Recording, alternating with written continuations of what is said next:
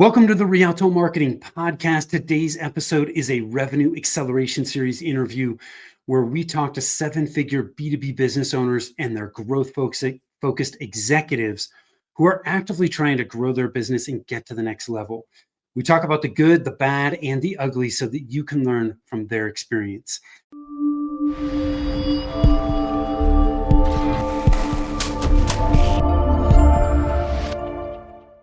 Hi, I am Tim Fitzpatrick with Rialto Marketing, where we believe marketing shouldn't be difficult and it definitely shouldn't be guesswork.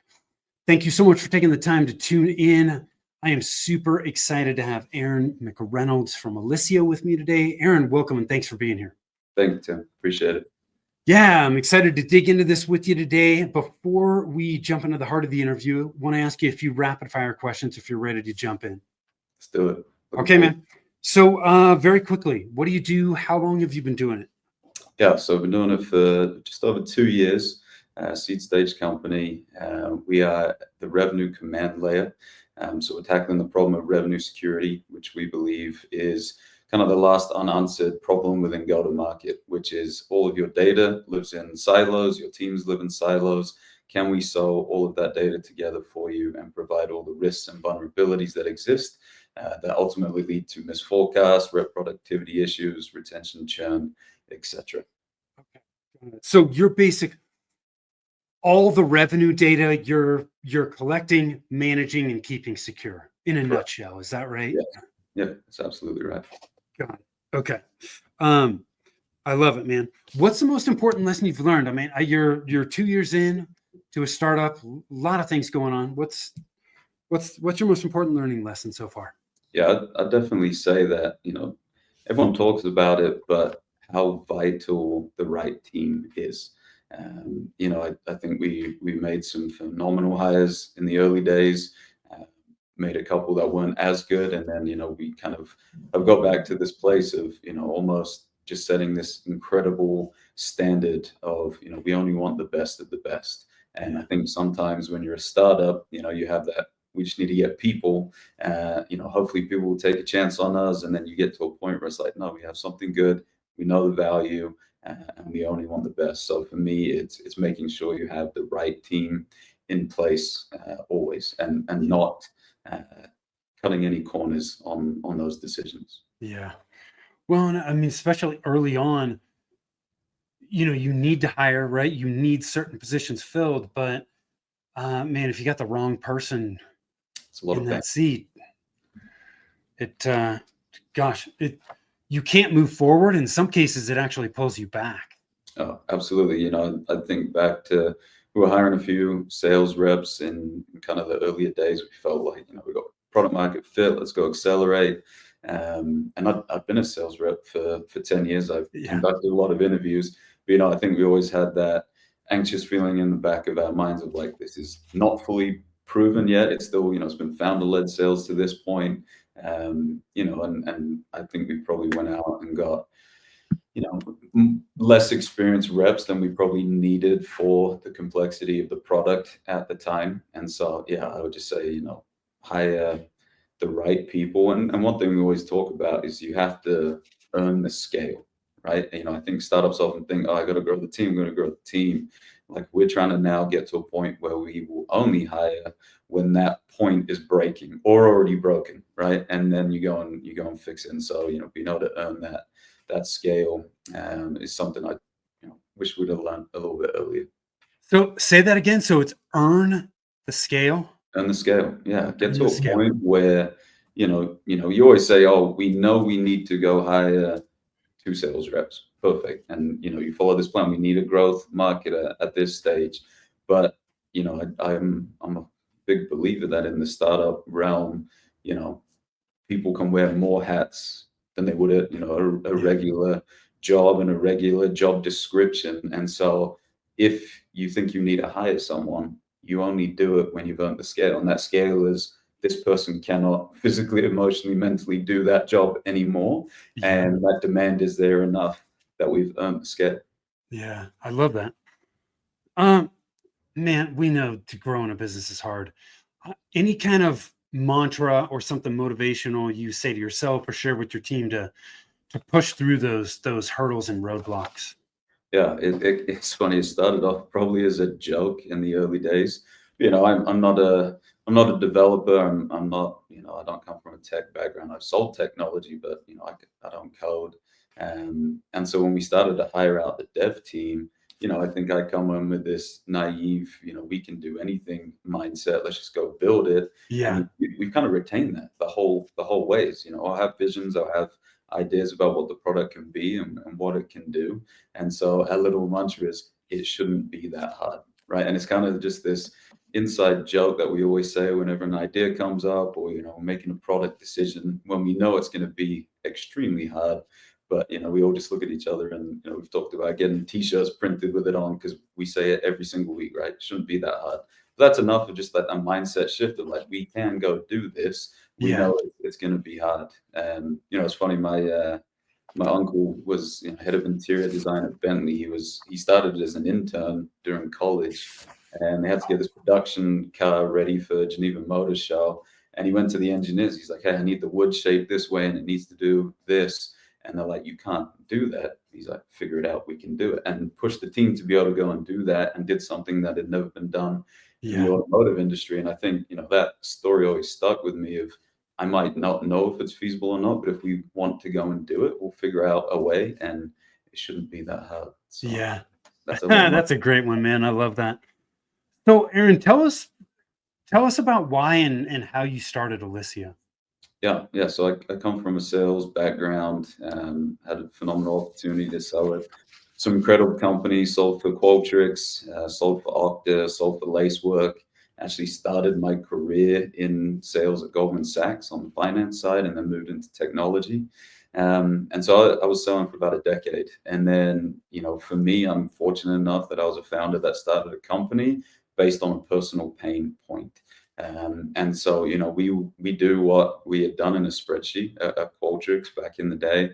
I left during COVID, everyone went fully remote, and I started to implement that same spreadsheet at the new companies that I went to, and it was the same problem we were trying to solve. And so I called my co-founder Ryan, who I'd worked with at Goldman Sachs, and said, "Hey, I've had this problem at Qualtrics. It exists now at Okta. If it's a pain at these companies, it's got to be universal." Went out to the market, asked as many sales leaders as I could, like, is this something that if we build a solution you would pay for and it would solve a problem? And the answer was yes. And so we got fortunate. I was still in a full-time job when we got our first round of funding. And when they sent the term sheet, they're like, "Hey, we need you to quit your full-time job." I'm like, yes, next phone call. Obviously, I'm all in. Yeah. I don't think that happens to everyone. I think some people say, I want to be an entrepreneur in college, and this is all I want to do. For me, it was just I had a personal pain point that became so great that we felt like we could go and solve it. And so Yeah. That's awesome. I love it. And you mentioned this. I want to dig into this a little bit. You completed some pretty extensive interviews with sales leaders, chief revenue officers, rev ops people. I got a few questions around this because yeah, I think there's a lot to learn from this. But at what point in the company did you actually choose to do that? Yeah, I think for the first version of the product, we did it, but it was almost we were just seeking validation, right? This is the idea. What do you think? It's great. And looking back on it now, having done this for a number of years, you know, I went to my friends and people who I'd worked with, and looking back on it, they're probably not going to tell you the good, the bad, and the ugly, right? They're going to tell you the good and go do it, and we're Yeah. proud of you. We've just gone through this evolution of the platform, and we went out and found, I think we ended up at like 68, 70 RevOps and CROs, and none of them we knew before, right? And that was intentional. Out of the blue, hey, we're just seeking some feedback. We had this concept. Does it resonate with you? And at the beginning of every call, we literally said, don't sugarcoat this. If I want good news, I'll go and ask my mom. But Yeah. it's saying, tell us, does this actually solve your pain? And then what else are the biggest pain points that you live with? And so we kind of went through, this motion of we took that feedback, we recorded every call, we ran the entire thing through ChatGPT. We let it Yeah. give us feedback on what they had said. We did a 2-hour internal session about all the feedback that we collected, and we actually presented it to the rest of the team who hadn't been on those calls. Got another, kind of unbiased opinion on it. And I wish we'd have done that day one. But I think it's a process that we are never going to stop doing going Yeah. forward. So Um, you had, at that point, you had a minimum viable product. Is that Yeah, right? no, we had a product, we had paying customers. Yeah, it'd been live for about a year and a half, Okay. and we had this concept of what the evolution could look like. And then before we wrote a single line of code, we went and Yeah. we did the So if you had to do it again, you do this process before you even started the MVP. Is yeah, that right? correct, yeah, Yeah. yeah. And I think benefit and blessing and a curse of, because I'd lived a pain point, I knew what the product could look like and what it should do and how it solved the problem. And so I think at that point it was just like, hey, let's just go validate this. Got a few yeses, and it's like, let's go build Yeah. it. With this, it's such a unique concept and product that doesn't even exist in the market. And so to be able to build it, we had to say, what are the pain points you're living? How are you solving for them today? What's the gap? How much time do you spend on that? How many hires do you make to solve this problem? Yeah. And so, I think it gave us a unique opportunity where this feedback and this I guess market research in a way was so valid and important before, even jumping in and starting on the product.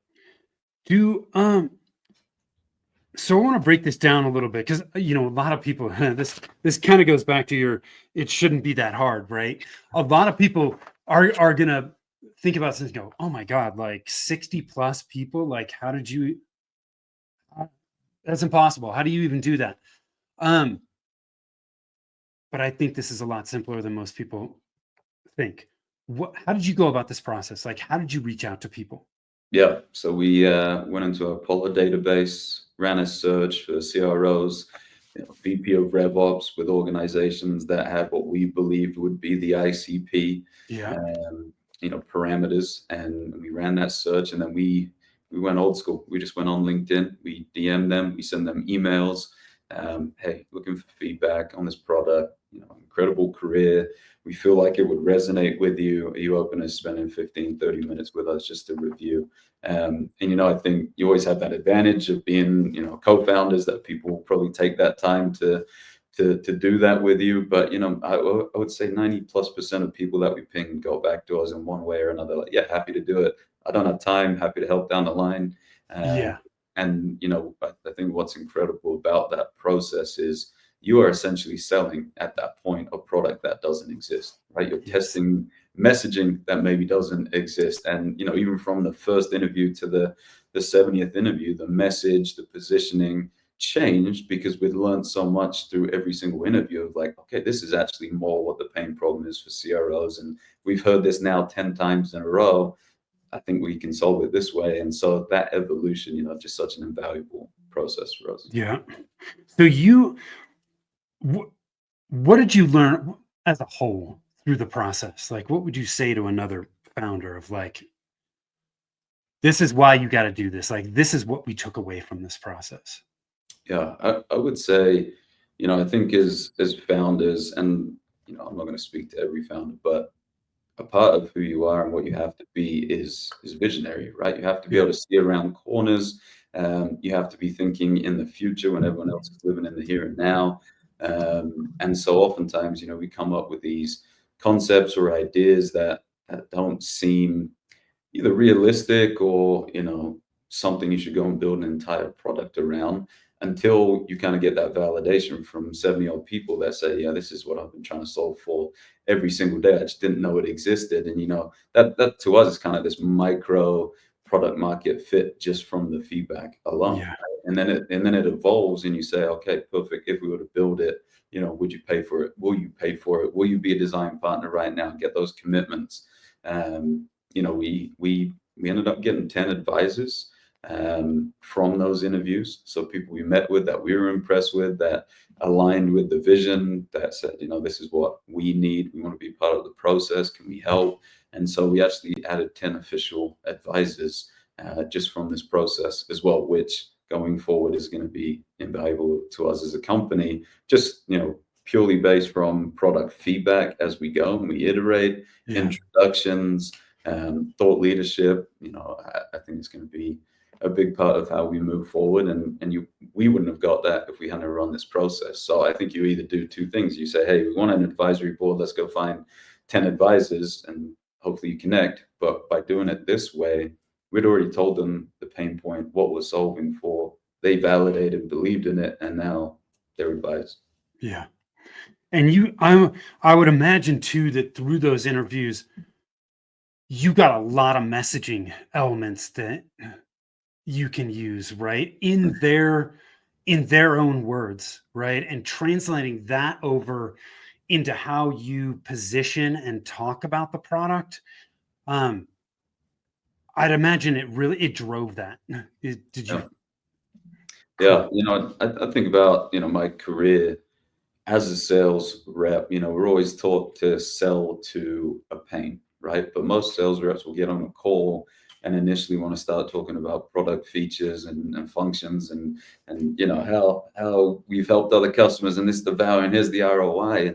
And I think even in this process, you always have to flip it on the head. That's almost like, if you're a doctor, someone comes in and says, "Oh, I got toothache," and you jump Yeah. straight to cancer. It's like, wait, you've Yeah. missed the whole entire point. And you're trying to make a recommendation without understanding the true pain. And so, even within this process, we tried to not talk about what we were building in the product and what we thought we wanted to build, and just tried to like really articulate what is the number one pain for CROs and RevOps leaders across, a group of 70 that we can then say, okay, if it's this pain point with these people, can we go and expand that and it be relevant? And so I think trying to uncover their pain first before telling them what we think the solution is going to be. It Yeah. does. It changes the messaging. And I think that's what messaging is at the end of the day, is not what do we do? It's we understand your pain point. Yeah. Here's that solution and how we think we solved it, and here's who we solved it for. Yeah. But like I said, the messaging, the way we want to position the product, we believe it's an entirely new category, and going out and creating a category is not an easy thing to do. And so instead of kind of basing the entire product around the category, we base the product around what the product does within the category that people don't even know exists yet. But as that messaging comes out, it's like, actually, I didn't put these two things together, but that is what I've been trying to solve for 20 years. It's just never been articulated. And Yeah. then the layer on top of that is, and here's the product that we've built that actually goes and solves that pain problem for you. So yeah, the messaging and the positioning continues to evolve as the process goes on. Yeah. I love it, man. So much to learn from that. And man, if most people took the time to do that, it's just absolutely invaluable. And it's gonna steer you away from pitfalls that you would have otherwise gone into. Correct.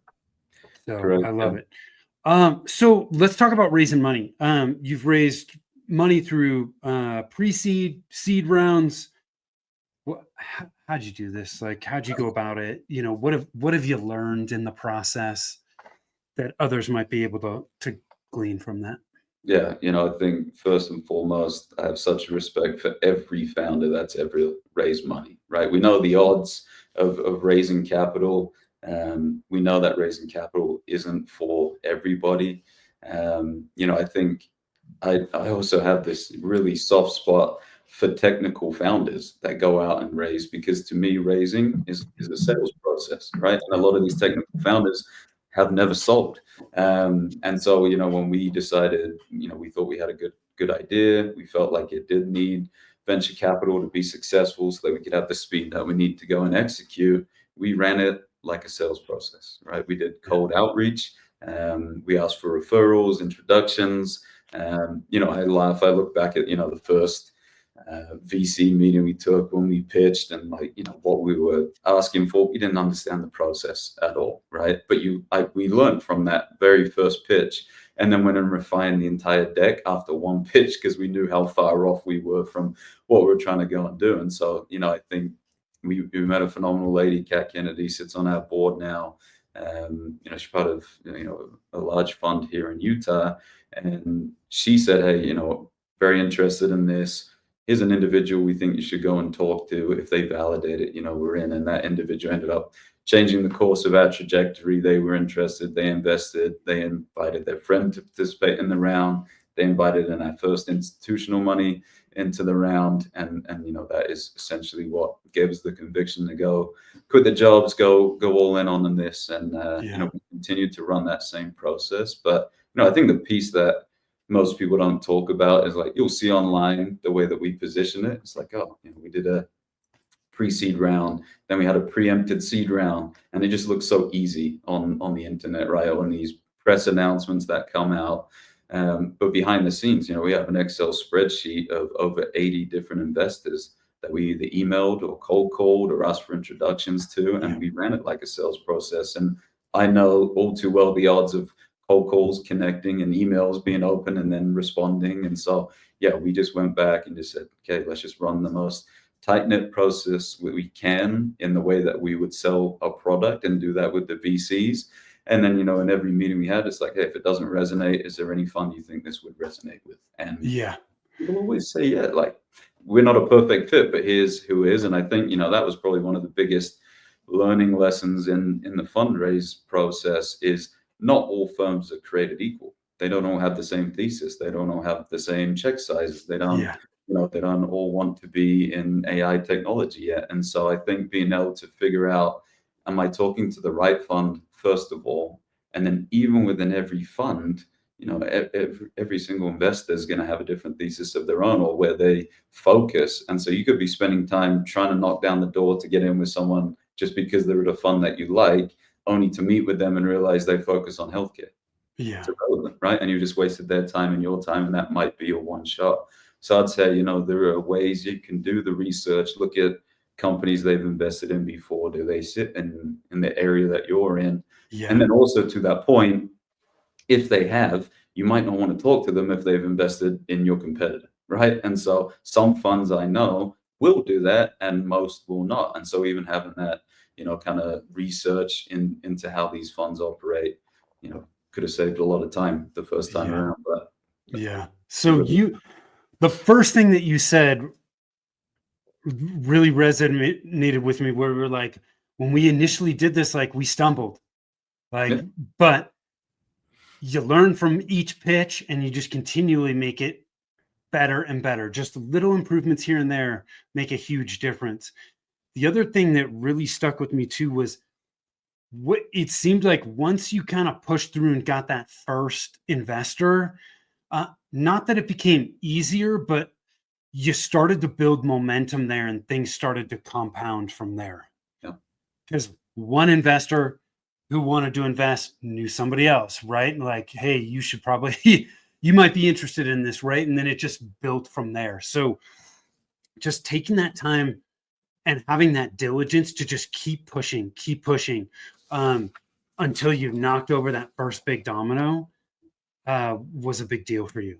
Yeah, and I think, a lot of first-time founders, and we were the same way, understanding that there's this concept of a lead investor, is, kind of smaller funds that want to do smaller checks that take these signals from the larger funds. It's like, if they're in, we're in, or, we have conviction as well, but we write smaller checks that fill rounds. I've seen far too often in the ecosystem, people say, oh, I'm going to go out and fundraise. They land 4 or 5, smaller funds that are really excited to participate, but they will not do anything until there's a lead investor. And then if you've kind of filled out the round with these smaller checks, and then you go and try and get a lead investor, there might not now be room for their usual check size. And so you're going to disqualify funds based on not having enough room in the round because you filled it with these smaller checks. And so, my advice is always like, go get the lead investor first. One, the minute you do that, it's a better signal and you can go fill the round easier. But if you don't leave enough room, you're going to push people away before you even started the process. Yeah, it's fascinating, man. So you're in the pre-interview, we talked about this a little bit. You're anticipating 6 to 9 month sales cycles, because a lot of what you're doing is focused on enterprise clients. What are you doing to speed up the sales process? And honestly, it seems like no matter who I talk to in B2B, like, everybody wants to speed up the sales process. So how are you guys approaching that? Yeah, I think we say the 6 to 9 months because we do focus on enterprise organizations. There's always going to be, a more formal sales process that exists at the enterprise. Legal Yeah. is often more scrutiny, securities.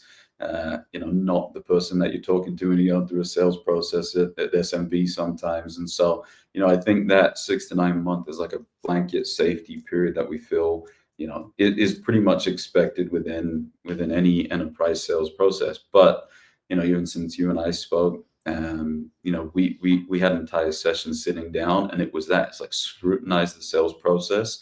How can we make this even faster? And good news is we've actually gotten to a point where we've almost created a self-serve element to the new product for the enterprise, right? And so that 6 to 9 months might be 6 to 9 clicks now, and building the top of the funnel in ways that we hadn't done before. And so I think when you ask that question of how long is the sales process, every founder, every VP of sales should continue to scrutinize that, and even thinking about my own career when I started at Qualtrics, we had pretty quick sales cycles. And then I went to Okta and I jumped into enterprise, and these were true enterprise sales cycles. And one of the things I pushed myself to do was to kind of ignore the noise and try and run my process like I had always done, which was, hey, nice to meet you. Can we meet tomorrow? Right. And that doesn't happen in the enterprise, but I could do that at Qualtrics. And I started to apply that to my sales process when I joined a new company. And it's incredible, like how often sales reps just fall into the status quo. You onboard, they ask, what's our standard sales process? You say 6 to 9 months. They're going to run that sales process like it's 6 to 9 months. But why can't it be 3 to 4 months? Is there any reason why it can't be? And of course, there's going to be ones that take even longer. That happens. I've found 5K deals can take as long as $1 million deals, right? And vice versa. And it's just all about how you run your process and making sure you're aligned with their expectations and how they run sales process, and finding out as much information early within the sales cycle. Mutual action plans is something I live and die on. Hey, this is how we run the process. Does this align with you? Let's have signatures and expected dates, and then you're both aligned. And that can change it from 6 to 9 months to 3 to 5 if you need. Yeah. So really tightening up the sales process wherever you possibly can. But then also, like, are you finding, like, one of the things that I think would probably be a big hurdle for people is like, okay, we're going to implement this new system. Like, how much work is that? Mm-hmm. And how many other people are we going to have to get involved? Do you find the tighter and simpler you can make onboarding and implementation, does that help shorten the cycle as well?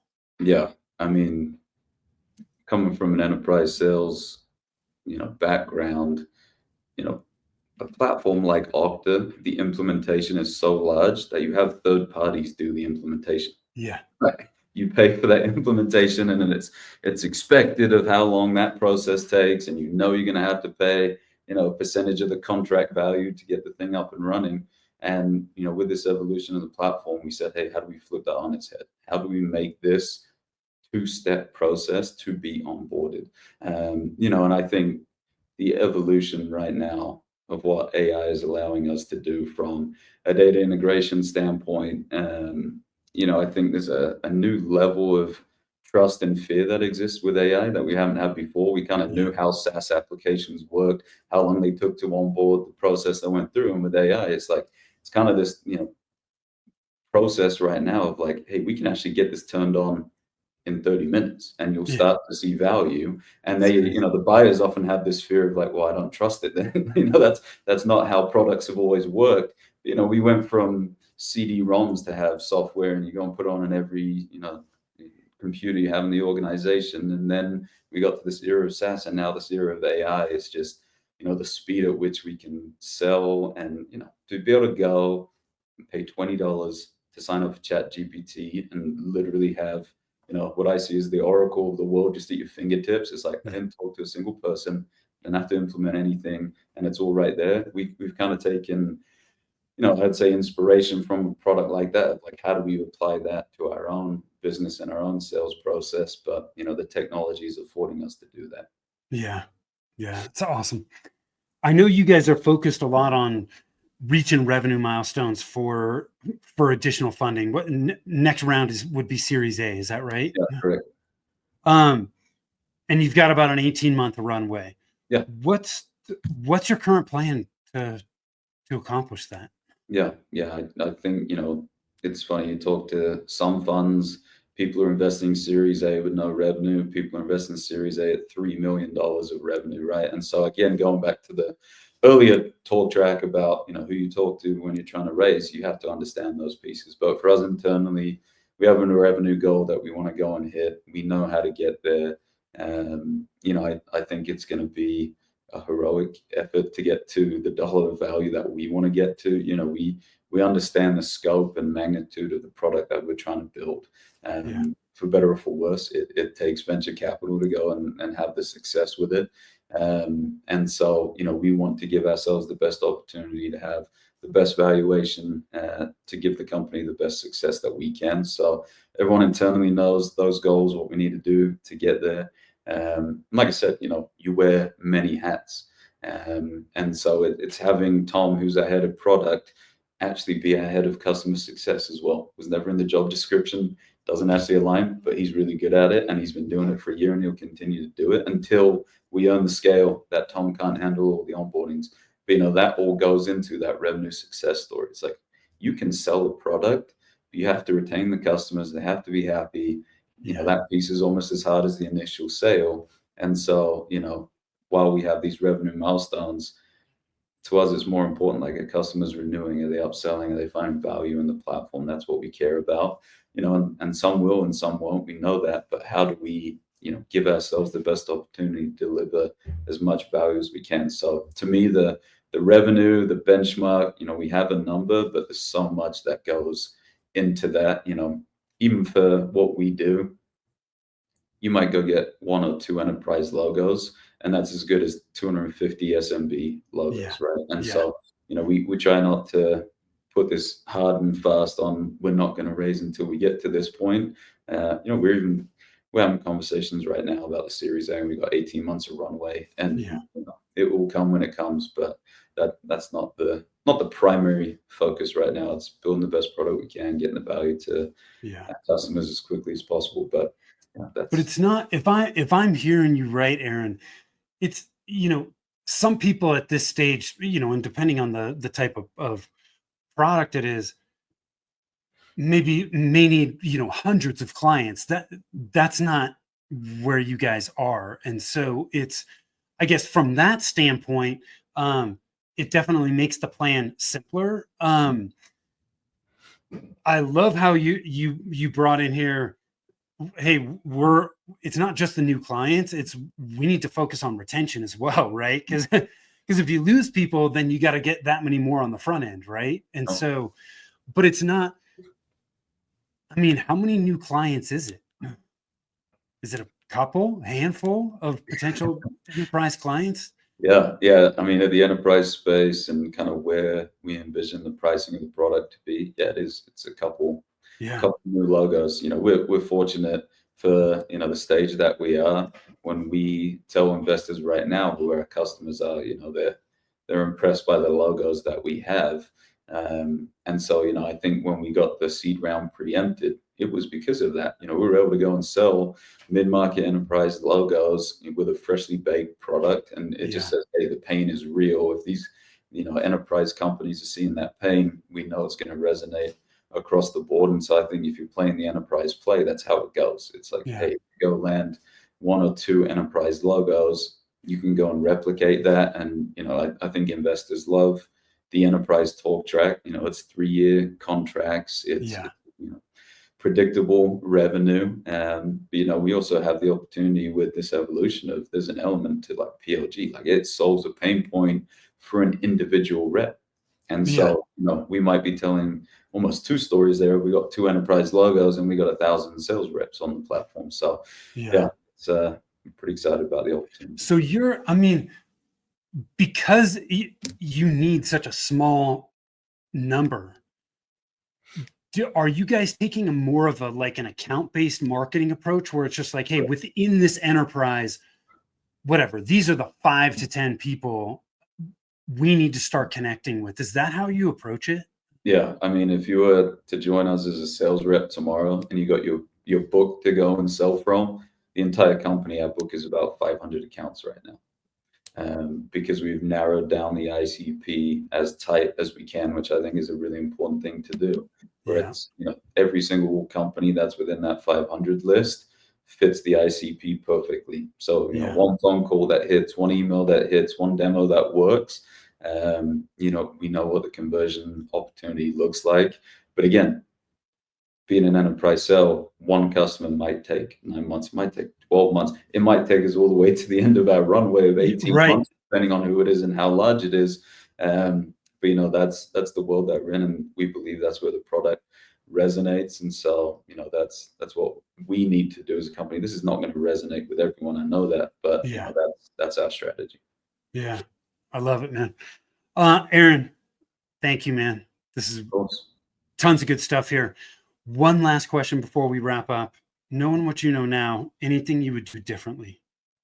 Yeah, I think I would say have more conviction from day one, right? Like I think being a first time founder, and we have this little Slack group of first time founders within the Utah community, and we go to lunches and we all talk about it. We're all crying on each other's shoulders, like this is so hard, hardest thing anyone will ever do. And I think you have to be a little bit crazy to want to do it, but to say, hey, you've taken that lead, have conviction in like every decision and every move that you make from day one. And even if it's wrong, like go and learn from it. And I think, we do a horrible job of talking about failures on social media, LinkedIn especially. It's Yeah, all just praise and, seed round announcements and everything's all roses. But, behind the scenes, we're all trying to learn from each other's failures, right? yeah, And we have this safe space where we can share with each other of what is working and what is not working. And if, if this chat got out in the open, everyone I think would be pretty surprised. But that's the reality of what we're doing. And so, I just say to have more conviction that we're doing the right thing and making the right choices earlier and yeah. to double down when things are right. It's awesome, man. Well, I certainly wish you nothing but the best of luck as you continue down this path, and hope you continue to get a bunch of traction. Where can people connect if they want Yeah. to? Licio.ai is our website, and then LinkedIn, Aaron McReynolds, and obviously work for Licio. So I would love to connect. I try and respond to as many DMs as I can on LinkedIn. So I'll do my best. Cool. Well, we'll make sure all that stuff gets in the show notes. Thank you again for sharing your journey so far. There's tons of good stuff that people can learn from, no matter what they're trying to do. So thank you again. Those of you that are watching, listening, appreciate you as well. If you want to connect with us, you can do it over at rialtomarketing.com. The other tool we've got for you is over at revenue-roadblock-scorecard.com. We help clients build their engine. We focus on 9 key areas for their marketing engine. And if you want to know which of the 9 are slowing down your growth, that's where you can do it. And thank you again. Until next time, take care.